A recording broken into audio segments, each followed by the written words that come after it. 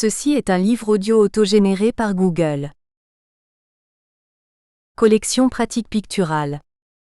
Cette collection d'ouvrages se propose d'accueillir des textes et des entretiens de peintres et de chercheurs sur des questions relatives aux pratiques picturales dans un champ élargi. Lieu d'émulation et de confrontation au plus près de la création picturale, elle souhaite partager de nouveaux regards et de nouvelles énonciations sur la peinture. Comment la peinture ouverte à différents médiums et techniques se redéfinit-elle aujourd'hui ? Entre la tradition picturale et sa constante reformulation, par exemple face à l'émergence des technologies numériques, comment, dans un double mouvement, la peinture redessine-t-elle en permanence son territoire et en subvertit les limites ?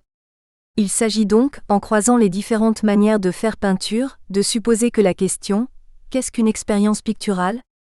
ne trouve de réponse qu'en envisageant la peinture dans sa capacité à être contemporaine. Collection dirigée par Sandrine Morcillo, artiste, professeure des universités, École des Arts de la Sorbonne Université Paris 1, Institut Actes, et Antoine Perrault, artiste, maître de conférences, École des Arts de la Sorbonne Université Paris 1, Institut Actes. Déjà paru. 2020 Ce que disent les peintres, du tableau à la peinture. Entretien réuni par Sandrine Morcillo et Antoine Perrault. Entretien avec Karine Abiche, Christophe Cusin, Philippe Descrozat, Myrène Doise, Nathalie Elemento, Xavier Escriba, Almudena Fernandez Farina, Michael Mont, Agnès Turnauer, Tillman, We Are the Painters. 2019 Ce que disent les peintres, entretien réuni par Sandrine Morcillo et Antoine Perrault. Entretien avec Claude Briand-Picard, Bernard Cousigné, Dominique Debert, Monique Friedman, Speedy Graffito, Jean Legac, Florine Donani, Aurore Palais, Paul Rebérol, Florence Raymond. Faire peinture, au-delà des techniques, médiums et supports. Que dire des propos de Matisse ? La pensée d'un peintre ne doit pas être considérée en dehors de ses moyens. Que penser de la peinture ? En se retournant sur l'œuvre de Gérard Gaziorowski, désigné du nom propre de peinture constituée de la suite cézannienne comprenant des mallettes, des trousses, des tubes de cigares remplis de morceaux de papier déchirés et peints et des œuvres de son double Kiga composées de pots de céramique, de chiffons noués, de bâtons et de boîtes assemblées. On comprend que pour lui, la peinture se situe bien au-delà des médiums ou des supports dans un faire qui serait pictural, sans technique définie, et qui renverrait plutôt à une pensée de la peinture. Une pensée qui se confond avec un point de vue, une matière, une manière de faire, un geste, une forme, une composition, sans en passer par les techniques liées à la classique peinture mais débordant sur d'autres telles que la sculpture, l'installation, la céramique, le textile. Bref, autant de techniques artisanales et de bricolage savant auxquelles on pourrait ici encore ajouter le design en s'emparant de matériaux industriels ou du mobilier contemporain. Des techniques donc hors de la peinture, qui lui font écho par intermittence et s'y confondent. Dans cet au-delà des techniques, des médiums et des supports, qu'est-ce qui alors est peinture ? Et comment surgit une pensée de la peinture ? Une pensée qui s'éloigne donc des idées liant la peinture à ses supposées spécificités matérielles et aux règles propres à chacun des arts. Une pensée qui expulse la peinture loin des formes, des cadres et de la notion de tableau. Une pensée qui explore la picturalité entre recouvrement et représentation, entre spatialisation et bricolage, ou plus une picturalité déjà présente qu'un simple geste, une nouvelle combinaison peut révéler.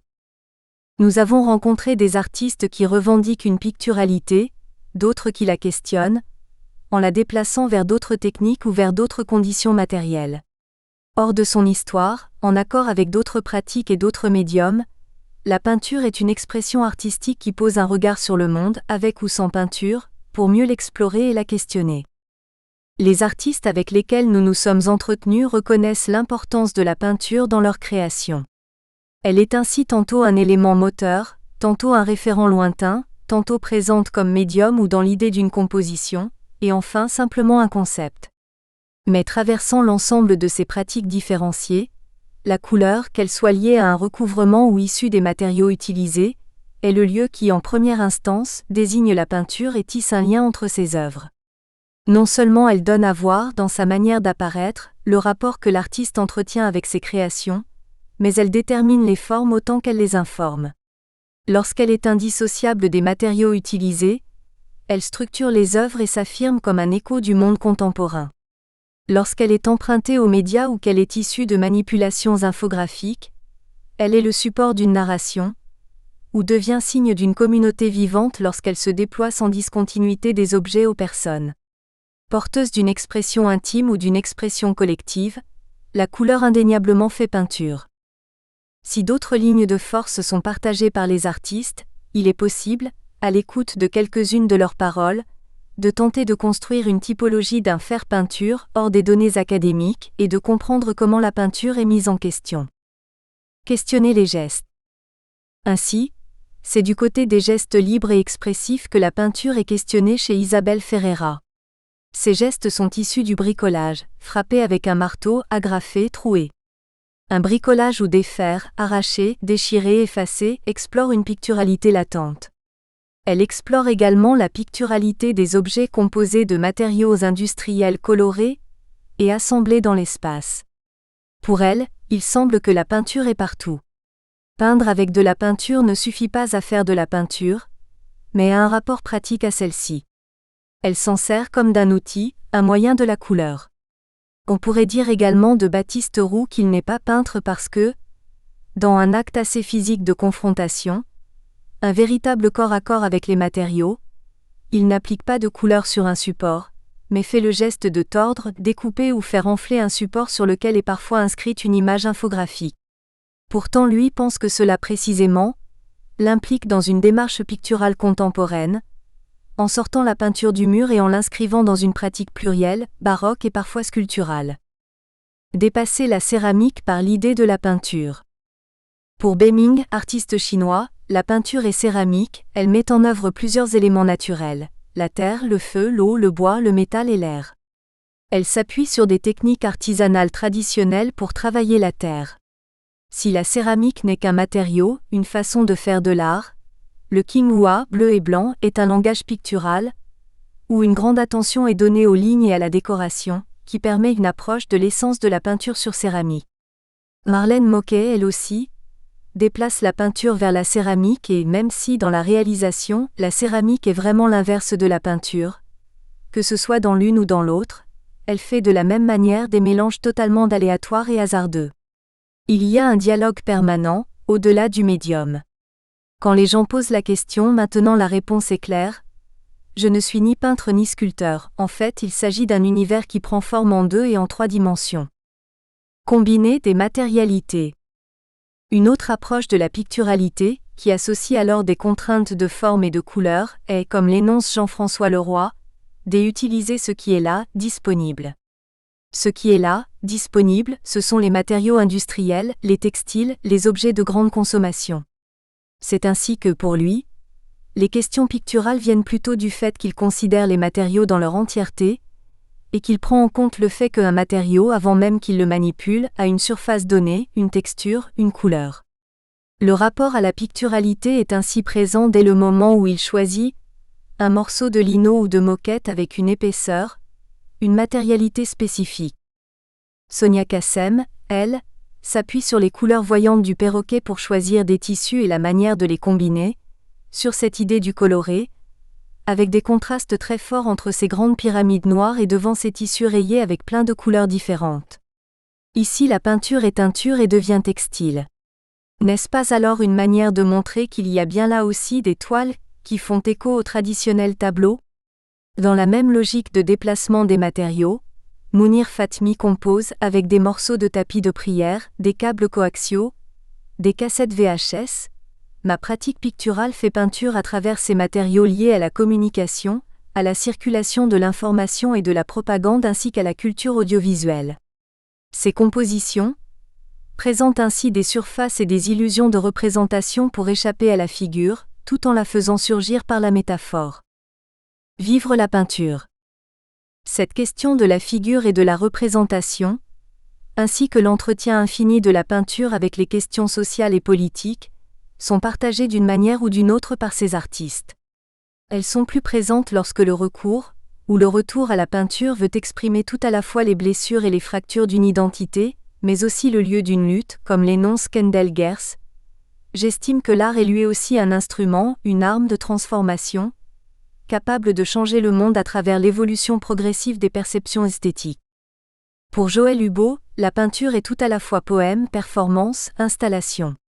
Avec les CLOM, il invite des personnes à faire peinture lors de performances en leur demandant de s'habiller de la couleur sélectionnée pour réaliser un tableau vivant monochrome.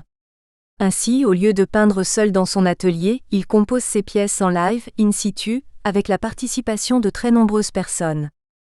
C'est enfin en voulant savoir s'il était possible d'envisager une peinture qui ne représente plus rien, que Bernard Brunon a développé une peinture en bâtiment, et c'est à partir de là qu'il s'est dit que si faire peinture est une activité mentale, il n'y a pas de moment où on ne puisse pas faire peinture.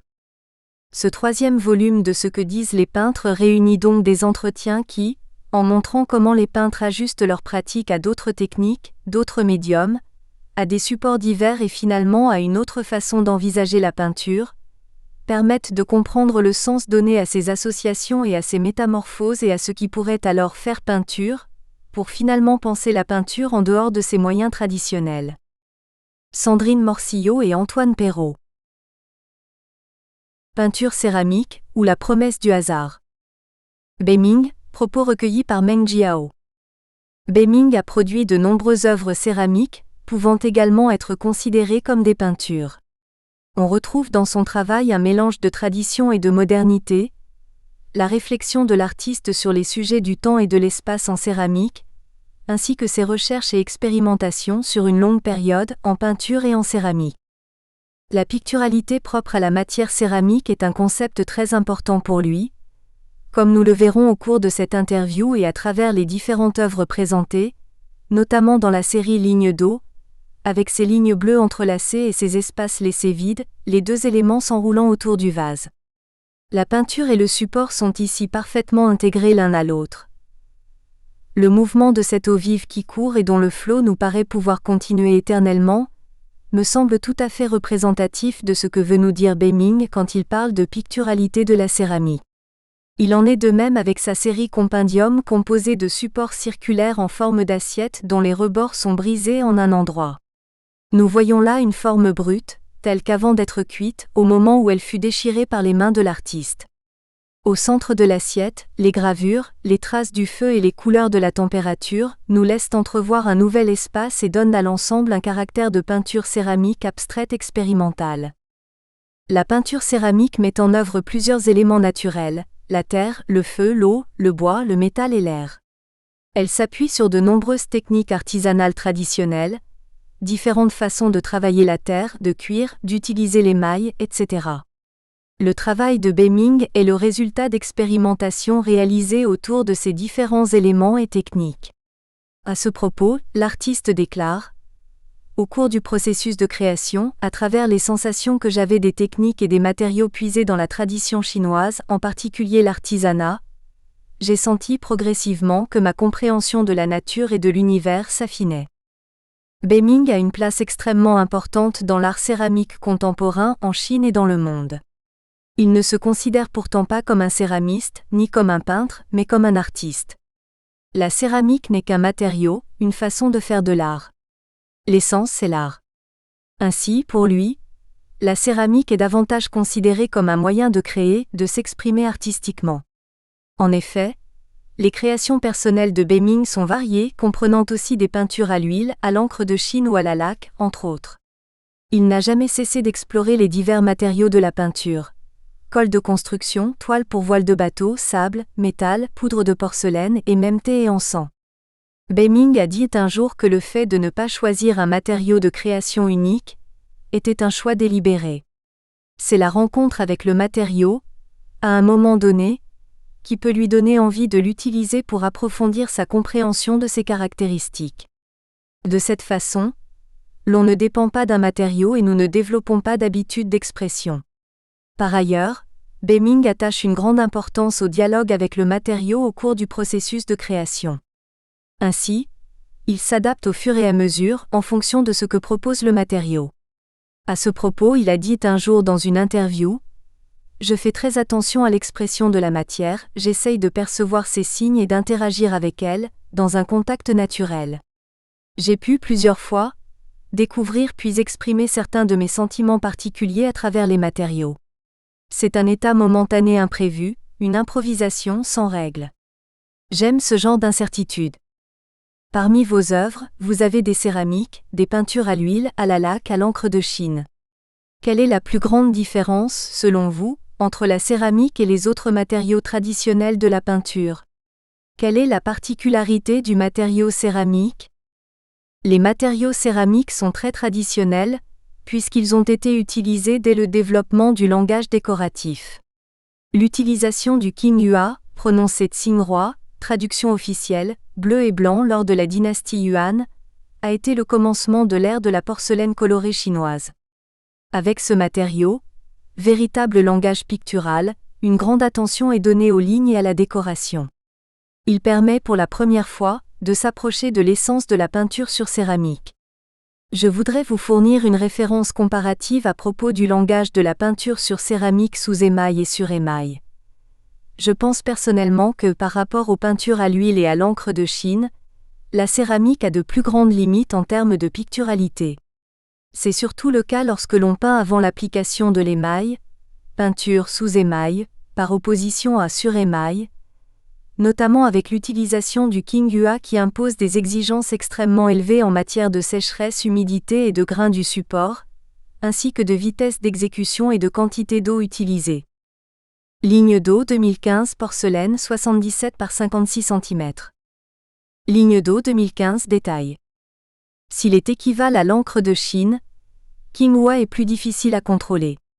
Par exemple, il doit être appliqué sur un support vertical. Parce que son effet final est différé dans le temps, après la cuisson, il est plus difficile pour le peintre utilisant Qinghua, par comparaison à l'encre de Chine, de s'exalter de son coup de pinceau au moment où il le donne. Tout le charme artistique de l'œuvre apparaît après la cuisson. Par conséquent, dans un tel processus, il est difficile pour l'artiste de se repérer et d'orienter son impulsion créative, comme c'est le cas avec la peinture à l'encre de Chine, à l'huile et à la laque. Difficile alors d'improviser avec plaisir pour exprimer librement son imagination et son contrôle de l'œuvre. En ce qui concerne la peinture sur émail, les couleurs pouvant être utilisées sont plus diverses et plus riches par rapport à la peinture sous émail. Nous trouvons en effet des différences très intéressantes entre couleurs froides et chaudes, et des niveaux de couleurs similaires à celles des peintures à l'huile. Cependant, parce que les caractéristiques de l'émail font qu'il n'absorbe pas les matériaux que l'on applique à sa surface, ce type de peinture est extrêmement difficile à contrôler. Mais justement, ce contrôle extrêmement difficile des matériaux céramiques peut donner des résultats intéressants et susciter un niveau de créativité que d'autres technologies et matériaux ne peuvent pas atteindre. Les effets obtenus après cuisson sont tout à fait différents de ceux pouvant être obtenus avec l'encre de Chine ou la peinture à l'huile. Le cœur du travail céramique est que la texture esthétique est complètement intégrée à la matière. En comparaison avec la peinture classique, dans la peinture céramique, il est difficile de distinguer l'épaisseur, la superposition des différentes couches, les nuances claires foncées dues à la dilution de l'encre et au mouvement des coups de pinceau. En revanche, la peinture céramique permet d'autres rendus qui lui sont vraiment spécifiques, à travers le langage de la porcelaine, l'utilisation ou non de l'émail et la cuisson du feu, liées à la chaleur et à l'éternité. Dans son œuvre, Ligne d'eau, Beming utilise le Qinghua pour peindre des lignes et combiner sur le vide blanc de la porcelaine. On ressent le charme unique du bleu des lignes harmonieusement mêlées pour représenter l'eau, de façon très imagée. Cette série a été présentée par Beming lors de sa conférence au musée Cernouchi. L'endroit où j'ai grandi était entouré de lacs. Tout au long de mon adolescence, chaque jour je prenais ma douche en nageant dans un lac. En Chine, l'eau est considérée comme la langue des sages. J'aime observer la surface de l'eau, cela m'inspire, j'ai parfois même comme des visions, des illuminations. Dans cette série, j'ai voulu transformer toutes ces visions en lignes dynamiques. Pour support, Beming a peint ces lignes sur des objets usuels, de différentes formes, souvent typiques et anciens, comme des amphores, des pots, des vases ou contenants divers. Ainsi, il s'agit d'une œuvre contemporaine qui allie céramique décorative traditionnelle et art abstrait contemporain. Nous pouvons voir que certaines de vos œuvres sont peintes directement sur des ustensiles, des objets usuels du quotidien comme la série Compendium. Ces objets ne sont pas neutres, ils ont un emploi prédéfini et une forme liée à cet emploi, reconnaissable par tout le monde. Quel est votre sentiment vis-à-vis de ces supports ? en comparaison avec des supports plus neutres comme le papier ou la plaque en porcelaine? Cette question est très importante. En effet, les céramistes ont naturellement une attirance plus forte pour ce type d'objet. Depuis la Chine ancienne, des assiettes peuvent être offertes lors des cérémonies ou rencontres officielles. Il s'agit d'assiettes de très grand format, ce qui est techniquement assez difficile à réaliser. Cet objet m'intéresse car il est à la fois plat et tridimensionnel. Il y a le support plat du milieu de l'assiette comme une toile, ainsi que le volume du récipient formé par les bords, ce qui peut en faire une sculpture abstraite. L'assiette est un objet standard pouvant être réalisé avec un tour de potier.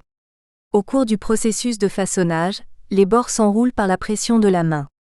Pour peindre, j'utilise une terre composite et des colorants métalliques avec plusieurs couches, ce qui donne une esthétique à la fois abstraite et riche d'espaces concrets et imaginatifs. L'assiette produite a un lien avec les différents éléments naturels, et aussi avec la sculpture, la peinture, la décoration et l'artisanat. Dans les œuvres de Beming, il y a beaucoup de traces aléatoires, non voulues mais laissées là. L'artiste respecte la matière terre, l'aspect naturel des choses et son propre sentiment. J'aime les traces, les petites traces peuvent facilement me toucher. Je peux rester longtemps avec un papier brouillon, des taches de thé ou de café sur une lettre, un tampon imbibé par la pluie. Tout cela stimule mon imagination. Ce processus lui-même me fait sentir que toutes les traces, la moindre petite trace que je peux distinguer, ont un sens pour moi, et c'est là l'une des choses les plus importantes de la vie.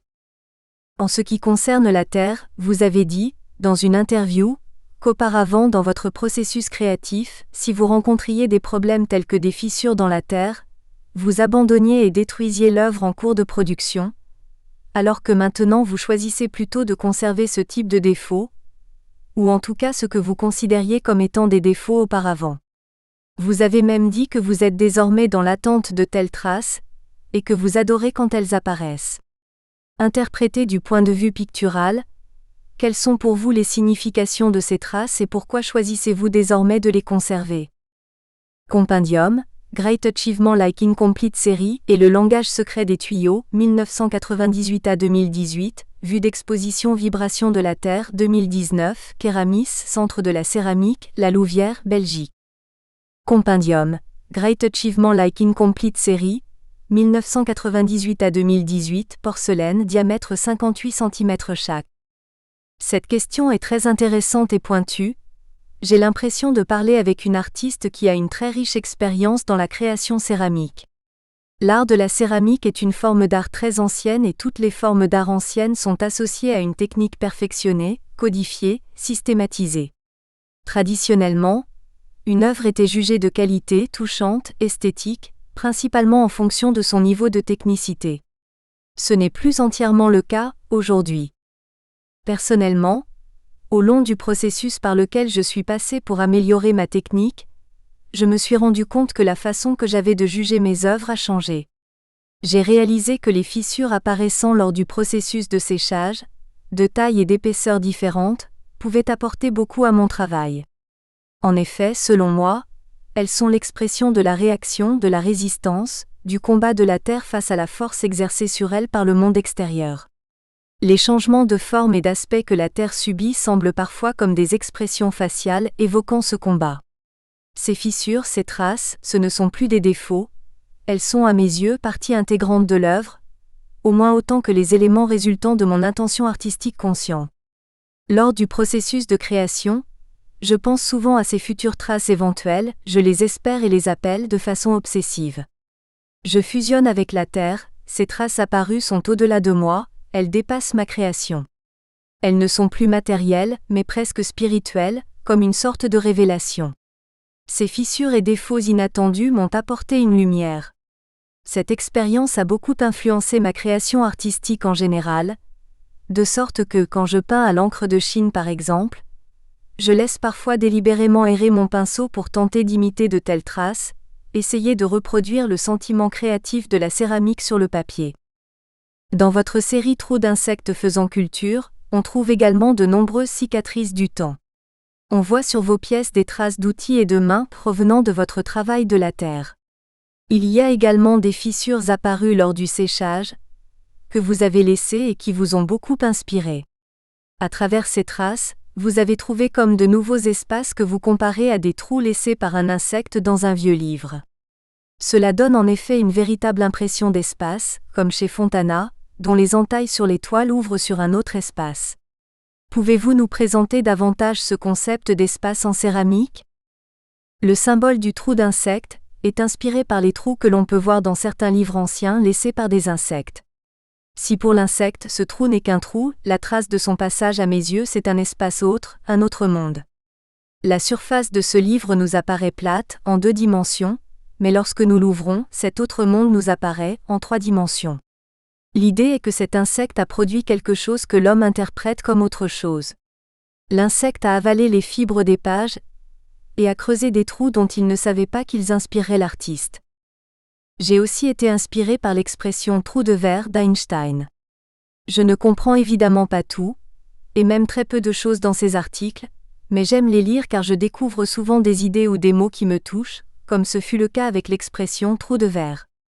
Dans sa théorie de l'espace-temps courbe, déformable, Einstein nous parle d'espace à la fois bidimensionnel et tridimensionnel. Dans ma tête, l'idée du trou d'insecte à l'intérieur des livres anciens a fusionné avec le trou de verre de la science physique. Je trouve cela très intéressant, c'est pourquoi dans mes œuvres, j'utilise de l'encens pour brûler des pages de livres et ainsi creuser des trous similaires aux trous d'insectes avec en plus les traces de feu autour.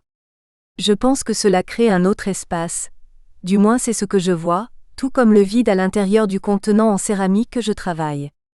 Mes sculptures en insert sont toutes vides. Toutes les formes que la céramique peut prendre sont dérivées du vide. Le vide est un espace extrêmement important dans la modélisation et la création en céramique. La céramique a des caractéristiques plus techniques que la plupart des autres matériaux artistiques. Pouvez-vous nous parler de votre façon de trouver un équilibre entre l'art et la technique? En Chine, la technique, la compréhension théorique des formes semble être restée une approche courante pour les céramistes. J'ai aussi appris de cette façon, et je suis reconnaissant d'avoir atteint le niveau que j'ai grâce à la finesse technique. Cependant, il est vrai que dans l'art céramique contemporain, la technique n'est pas le critère le plus important. Parfois même, dans certaines œuvres, l'artiste bride volontairement le niveau technique. C'est aussi le chemin que j'ai pris depuis une décennie. En céramique, il faut beaucoup de temps pour acquérir une bonne maîtrise technique. Puis, ce qui est étrange, c'est que lorsque notre technique devient bonne, elle devient le plus grand obstacle entravant notre créativité. Il y a 20 ans, j'ai créé rapidement une œuvre céramique de petit format, sans aucun contenu technique et sans esthétique céramique traditionnelle chinoise. À cette époque, une œuvre de si petite taille, moins de 20 cm, n'a pas été appréciée de mes collègues céramistes. En revanche, l'œuvre a été grandement appréciée et encouragée par nombre de mes amis artistes contemporains importants et autres artistes reconnus et respectés. En somme, qu'est-ce qui leur a autant plu? Je crois que c'est l'esthétique nouvelle, détendue, inconsciente et innocente, désinvolte, douce et directe qui les a agréablement surpris, car ils n'avaient jamais vu cela en Chine. C'est peut-être l'innocence de la terre qui les a émus, mais pas la technique. Donc après cela, j'ai créé un certain nombre d'œuvres qui ne démontraient aucune technique en travaillant seulement la richesse de la forme, telles que zazen, forme et processus, récipient, forme et processus, relations superposées, reliques. Récipient, forme et processus, 2004 à 2019, porcelaine, vue d'exposition Vibration de la Terre, 2019, Kéramis, Centre de la Céramique, La Louvière, Belgique. Relique, 2018 à 2019, porcelaine, 42 par 65 x 60 cm. La céramique est une rencontre entre la terre et l'eau, puis la terre et le feu. Est-ce que vous avez des expériences à partager avec nos lecteurs à propos de votre travail avec l'eau, la terre, le feu, et même l'air? J'ai une série d'œuvres appelée Entropie, créée pour un espace d'exposition concave spécifique à Kéramis, en Belgique. J'aime beaucoup cet espace. C'est un espace contemporain avec du béton de couleur claire. La première fois que j'ai vu cet espace, c'était en photo. J'ai commencé à créer une œuvre de très grande taille, appelée Ville Blanche. Il s'agit d'un morceau de pâte à porcelaine blanche d'une longueur de 160 cm, d'une hauteur de 48 cm et d'une épaisseur de 13 cm, composé de près de 100 kg de pâte à porcelaine. C'est, dans mon imagination, la représentation d'une ville antique. Quand je travaillais dessus, la question de savoir comment cette œuvre s'intégrerait dans cette salle d'exposition si particulière planait au-dessus de moi. Après 7 mois de séchage, nous l'avons cuite en prenant les plus grandes précautions, mais lorsque je suis allé voir l'œuvre dans le four, elle s'était brisée, en 60 ou 70 morceaux de porcelaine de différentes tailles. Quand j'ai vu cela, je n'ai pas vraiment été déçu, ou beaucoup moins que je l'aurais été dans le passé. Je n'ai pas pensé à tout le travail, toutes les difficultés du façonnage, puis l'attente, 1 an en tout donné à cette œuvre. J'ai soudainement trouvé le lien entre les différents fragments. Nous espérons que vous avez apprécié cet aperçu. Pour continuer à écouter ce livre audio sur Google Play Livres, utilisez le lien dans la description de la vidéo.